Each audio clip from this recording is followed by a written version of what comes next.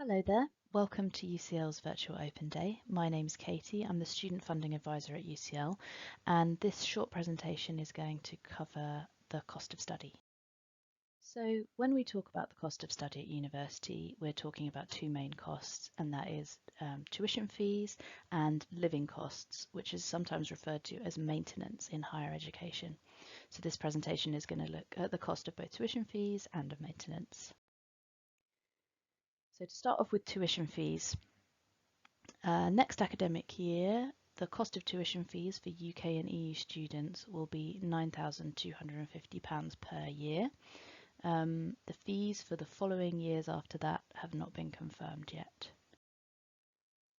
The tuition fees for overseas students will depend on the course. So for the coming academic year, tuition fees for overseas students on undergraduate programs range from around £20,000 to £28,000 per year.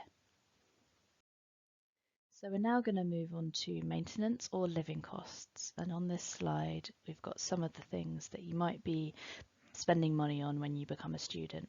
So as you can see, there's lots of different things that you need to pay for when you come to university, but the amount you spend and what you spend it on will be different for every student depending on their lifestyle. The next slide that we have is going to show a rough estimate of how much living costs might be per week for a student who comes to UCL. So our estimate of how much living costs will be for an undergraduate student at UCL is £280 per week. Obviously, the figures represented here are current and they might change in future.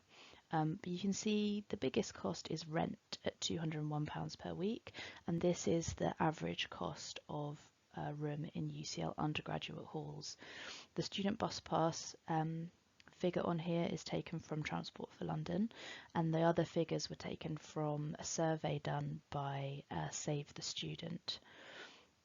So coming up with an average is tricky because there's no such thing as an average student. Costs will vary greatly from student to student depending on their lifestyle and the decisions they'd like to make. But we would say that the best idea is to work out first what funding is going to be available to you. Whether that's through scholarships, part-time work, money from parents, student loans, and then make choices on where you live and the kind of lifestyle you lead based on the income that you have at your disposal. So that's our summary of the costs of study. You can view our other presentations to find out more about the funding available that can cover these costs. Okay, so I hope this presentation has been helpful. Please do check out our other presentations for more information on student funding. Here are our contact details if you have any further questions and some useful links to guide you as well.